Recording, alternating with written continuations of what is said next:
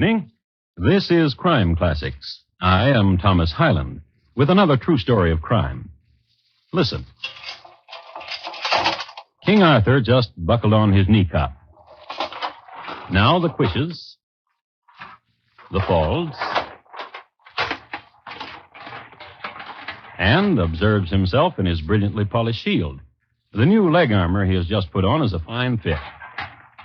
Provides maximum maneuverability. Now the chest armor. Breastplate. Neckpiece. He tucks helmet under his arm, picks up Excalibur, his sword, and walks from his tent into the sunlight. King Arthur is going into a battle against a friend of his. 4,000 men will be killed over a woman, which is known as chivalry. Tonight, my report to you on The Triangle on the Round Table. Crime Classics, a series of true crime stories from the records and newspapers of every land, from every time. Your host each week, Mr. Thomas Hyland, connoisseur of crime, student of violence, and teller of murders. Now, once again, Mr. Thomas Hyland.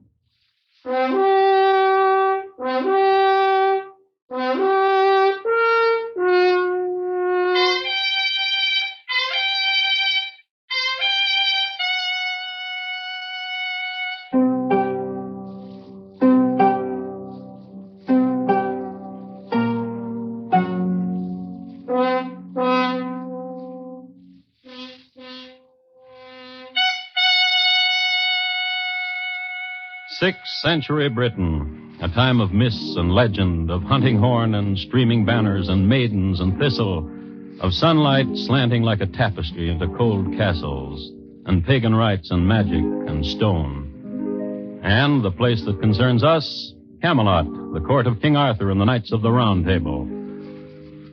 There's just been a meeting. On the agenda, a report from Launcelot why he failed in his quest for the Holy Grail. A report by Sir Galahad on why he'd killed a scurvy knave, a reason being a look askance at Lady Vivian. And finally, the suggestion by Sir Percival that a party be sent to slay the 7 wicked knights at the Castle of Maidens. It was a fine meeting, and it was breaking up in time for some mock jousting. King Arthur was anxious to get out on the field. King Arthur, tarry. I would speak with you a moment. Agravain, nephew, what is it? But a moment tarry, uncle, till the rest of the gentle knights are gone from the great hall. Sir Lionel, would you close, please, the great door when you leave us? Now, uncle. But your cousin Mordred is still with us. I think he slept at the round table and is sleeping still. Mordred. Wake. Wake, gentle knight. Wake. Mordred and I both wish to speak, uncle. Oh? Of what? Are you awake, Mordred? I was awakened by the touch of the sweet king. Speak to me of what, Agravain? Of Launcelot. Oh? And Guinevere. What is this? Since he is back from the failure, since he has returned without the Grail, Launcelot is much with the Queen. In the Queen's chamber. What falsehood is this? No falsehood, good king. Gentle king. The truth. I swear on the hilt of my sword. And I also. But Guinevere the Queen is with me constantly. Save when you hunt. Save when you joust. Save when you do the merry pie with us all. Yes. That is when Launcelot attends your queen. When you hunt. When you joust. When you do the merry pie with us all. And, king. What is it? If Launcelot be slain in the chambers of the queen, what then? A province to the south I'll give to such a slayer. Good, uncle. Sweet king.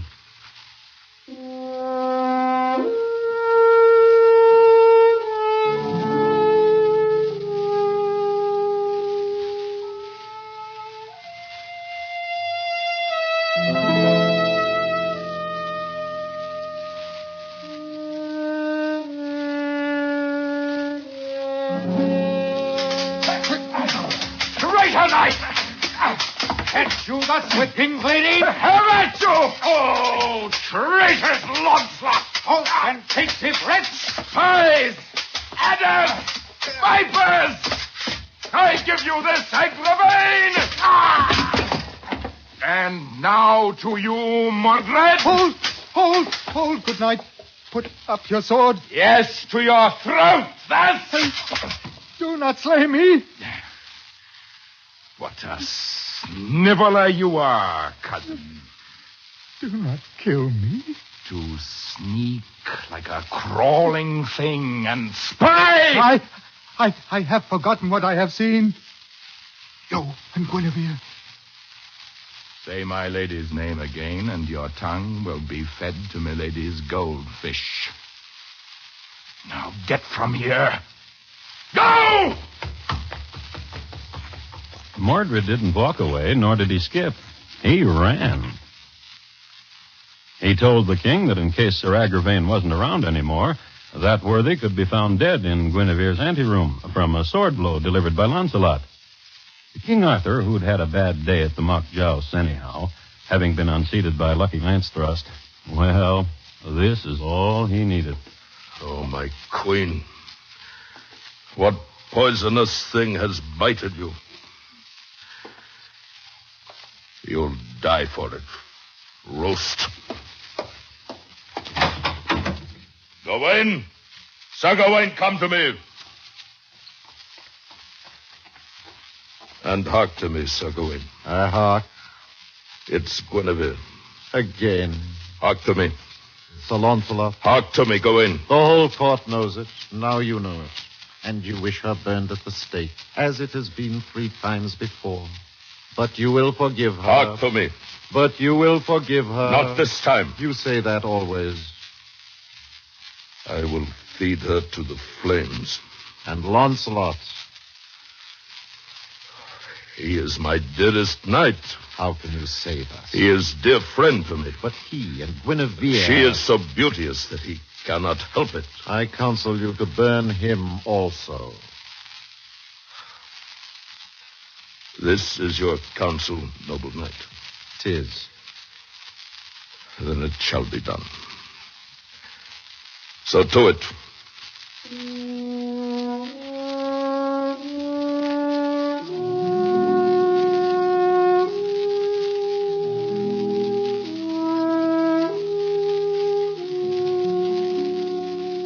When Launcelot heard the news, he didn't wait for a thing.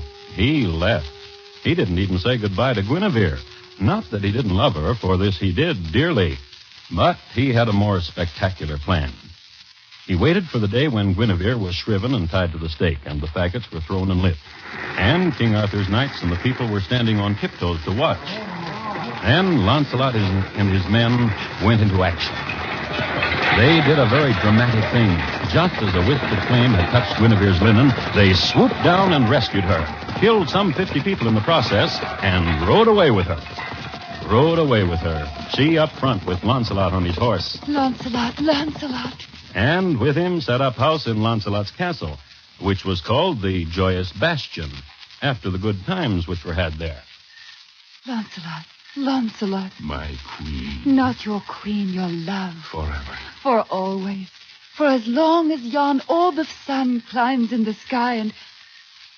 Launcelot. My love. Tarry, sweet knight, and give look to where I point, to where yon orb of sun climbs in the sky. Horsemen. Knights. King Arthur's knights of the Round Table. I chill at the sight. Chill not. Nothing will befall you. Never will the king take you from me. And a little while after that... War, siege, clang of armor, yell of battle, and scream of alarm. Many knights died, and many were wounded and borne away. And after a month, the papal bull was issued, which said that the war between Arthur and Launcelot was a war of brothers, and it was to cease. And Guinevere was to be brought again into the favor of Arthur. Launcelot went back to France. Guinevere went back to Arthur. And everybody was happy. Until one day... If I offend, O king, by being not announced, but burst upon you like some squall of wind, it is because I've had a dream, and in it... O king. Rise up, Mordred. Speak you.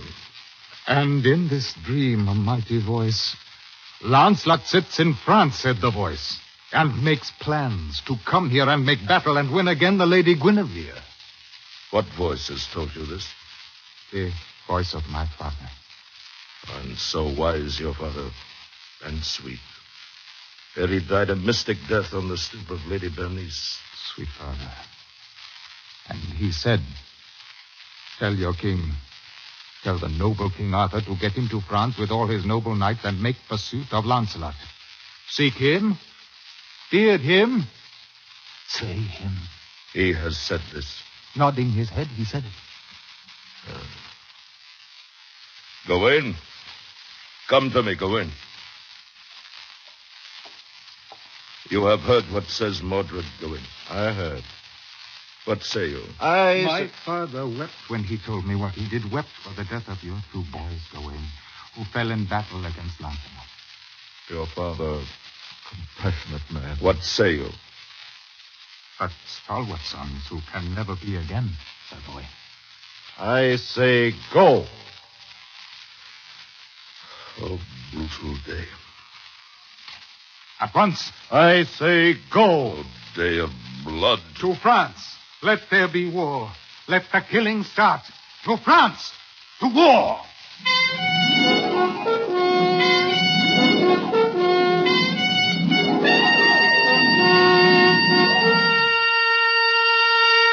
Sir Mordred was a bloodthirsty one, wasn't he?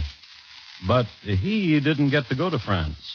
Somehow he made King Arthur make him stay home to watch Camelot, to watch Britain, to watch Queen Guinevere.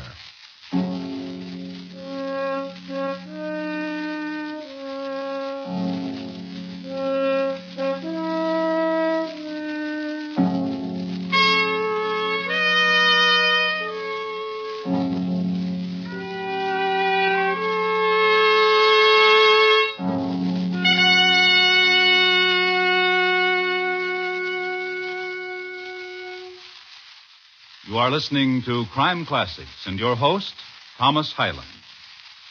A too much traveled traveling man, a wife who is not what she seems, and a meek husband are the leading characters of this Friday's Broadway's My Beat mystery. They lead Detective Danny Clover quite a chase before he makes sense out of murder. Friday evening on most of these same CBS radio stations. And now once again, Thomas Hyland and the second act of Crime Classics, and his report to you on Triangle on the Round Table.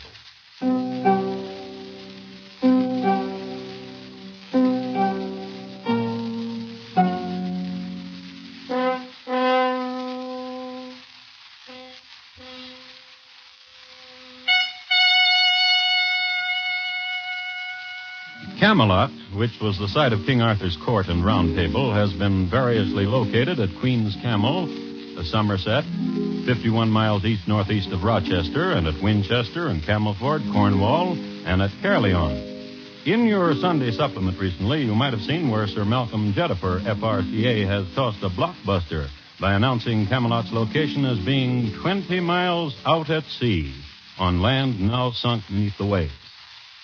But wherever it was, Camelot was the place to be if you wanted to become a knight. It was best to start at about the age of 7. There was so much to learn. Manners, morals, battle axe technique, mace wielding, emergency armor repair, lance throwing, jousting, mock and for real, rescuesmanship, horsemanship. Mostly you had to be a killer. One graduate of the curriculum who went through it like a whiz, skipping, as it were, the course in advanced morals, was named Mordred. His king was away at war. His queen was in her chambers.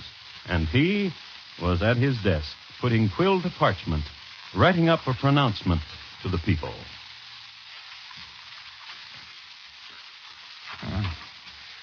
This should do, Sir Beaufort. Here, read it. To the Parliament and people of Britain, word As you would proclaim it, Beaufort. Been received this dolorous day that is fallen in battle King Arthur, most illustrious and bravest of kings. Is true, Mordred? Go on. Even as Sir Gawain died in battle, bravely and... It's true about Gawain, surely. For his body dead was carried here to Camelot to be buried. A king. King Arthur. Put your tongue to what is writ. Bravely and with no fear of dying. Therefore I, Mordred, do proclaim myself king and regent of Britain, as was the wish of the fallen Arthur. I do humbly pray that the knights and good people of the realm help make my reign a blessed one. I get you to your task. Proclaim it. Yes. Yes? Yes, O noble king. Noble knight. Yes. Have you seen the gentle Guinevere? When last I saw her, she was moving toward her chamber. How moving? With lilt, with grace, with queenly demeanor. Go. Go proclaim, sweet Bohort. Noble king.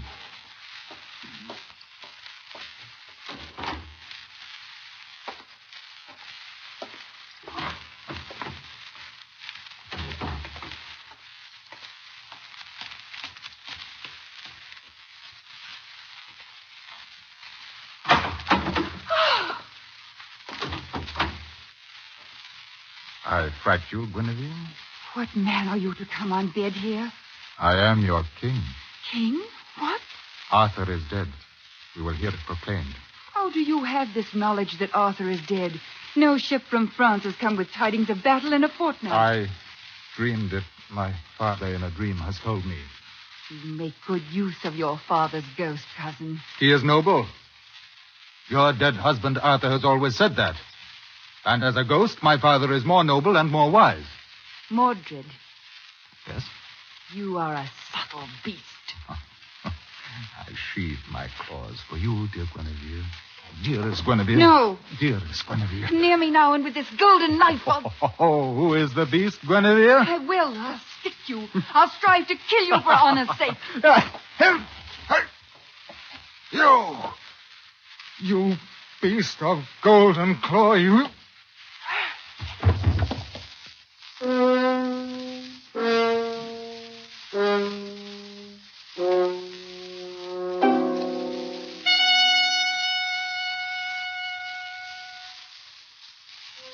Now, we all know that Mordred was not mortally hurt, nor was he even badly hurt. He healed nicely and quickly enough to pursue Guinevere, who had taken refuge in the Tower of London. Mordred caused arrows to be shot at the tower battlements. He caused pots of molten flame to be catapulted into the depths. He caused stout oaken battering rams to be plunged against its doors. He caused all sorts of things to be done according to his personal code of how to behave in love. But, as we all know, too, the Tower of London was built to last, and he never got past the first moat. As a matter of fact, he was a little bit on this side of the first moat when Sir Bohort, the proclaimer, came running up to him. And when Bohort ran, something was wrong. Something wrong, O king. What? At Dover, a grievous sight. What? The fleets of King Arthur. And what? The tallest ship flies his banner. He is alive. Confess to my father. The ghost of your father lied. Arthur is alive. The ghost of my father plays tricks. What will you do? Proclaim to my knights that Arthur comes again. So more battle. Blood. Blood, more blood. The life of sweet knighthood. Oh, would it were. Silence. Yes, O king. Then proclaim this. War with Arthur. Killing to be done against those who deserted us and went to France. War and killing. Killing and war. No peace till Arthur is dead.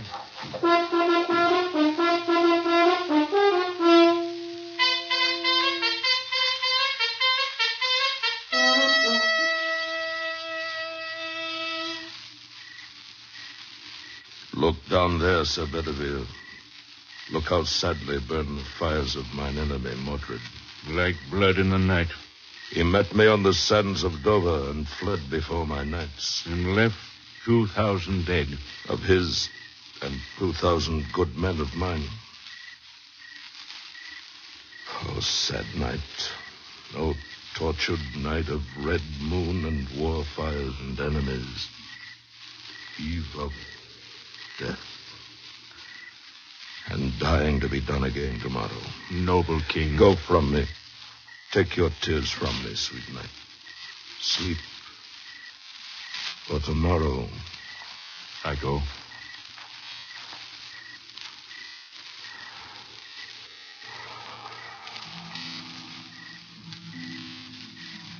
Eve of death.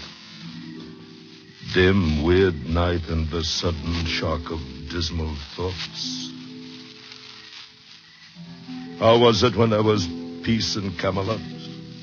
When there was golden youth and flood of laughter? Now how old appear the young faces. Ghosts, all of them. Where the good fellowship, the darts of joy? Ghosts. Ghosts dead. And where is Gawain? Noble Gawain. Where your counsel now, Gawain? The earth of France drank deep your blood. Now you a ghost too. Gawain. Friend Gawain, noble friend, where your counsel now?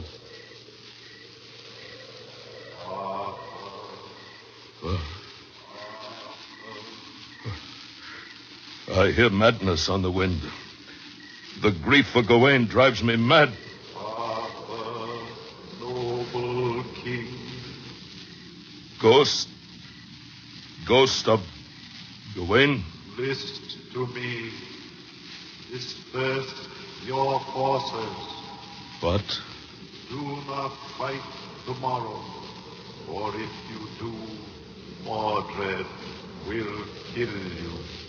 How kill me? The sniveler of a knight, the chicken of a knight, he the traitor and usurper. Do not fight on the morrow, for Mordred will surely kill you. Make truce. Do not die. Do not die.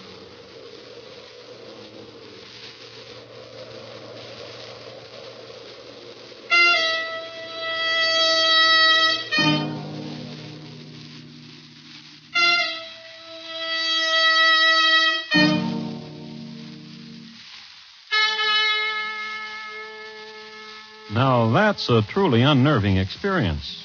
A voice on the wind, a dead man's voice telling you you'll die tomorrow. That kind of a thing gives pause. You'd want to take your time about what you're going to do come sunup. Now, Arthur was a mighty king and a great warrior, and he'd killed more people by lance and mace and hot oil than you'd ever imagine, but he was also a human being. Voices on the wind shook him up. Ghosts jangled him. Oh, weird night. Oh, ghostly wind. You see? Then Bedivere! Bedivere! he needed to tell somebody. This night I heard the ghost voice of Gawain. He bade me not do battle tomorrow, else I will die. So go to the camp of Mordred and say I wish to speak truce with him tomorrow.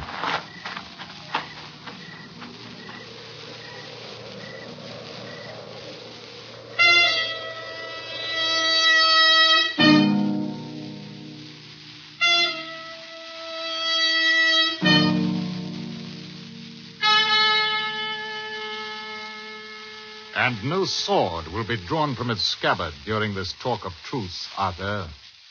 No sword shall be drawn, Mordred. You pursue me, Arthur, yet I have beaten you. How? I want no more dying. Arthur of the sword. Arthur of Excalibur. Truce and no more dying. And what will you give for it? Your life. Oh, and more. What more? Cornwall and Kent while you are alive, and all of Britain when you are dead. Cornwall will be yours, and Kent, and... Beware. You draw a sword? That adder at your feet, that crawling thing. I slayed it. It was about to attack your foot. You drew a sword. The adder. You see it. You drew a sword. There is no truce, Arthur. True. No truce with such as you. I return to my camp and bid my knights make ready for battle. And then I swear to you, you die. I swear to you, I will kill you. I swear to you.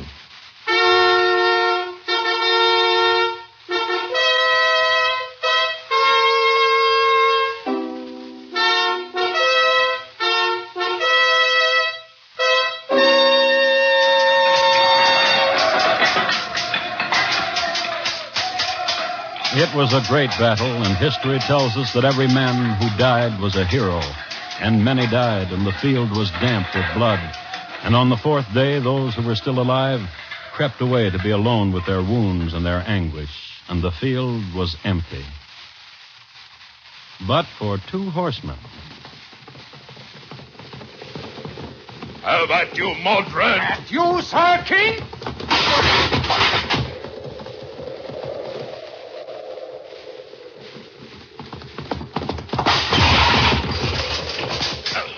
You shall not now escape, traitor. Your death has come, Arthur. Yours!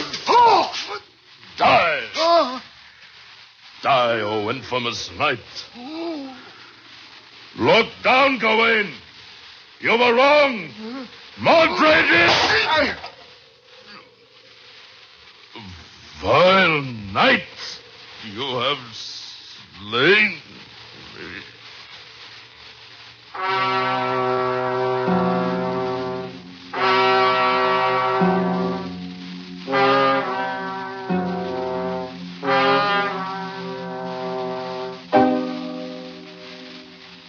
And that's what Mordred did. He slew Arthur.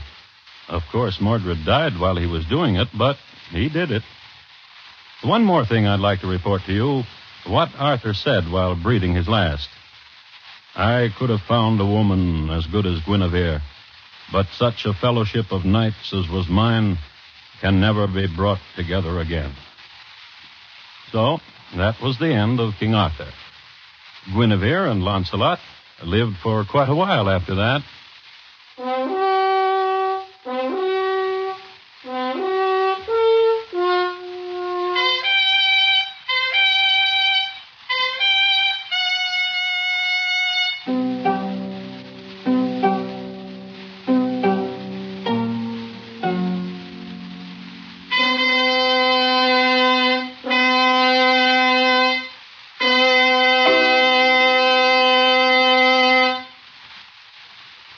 In just a moment, Thomas Hyland will tell you about next week's Crime Classic.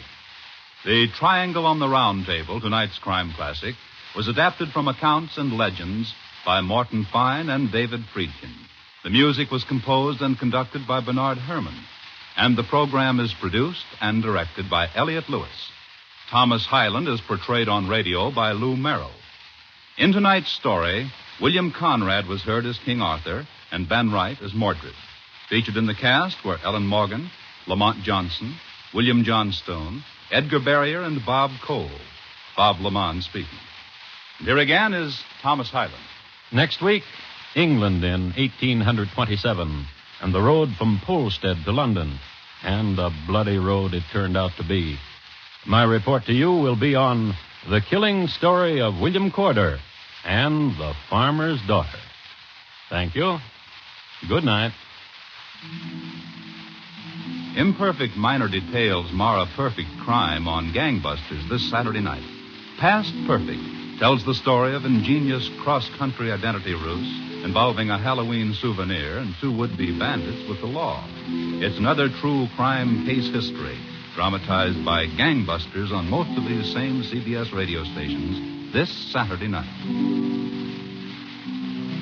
When there's Gunsmoke, there's Western Adventures, Saturday night on the CBS Radio Network.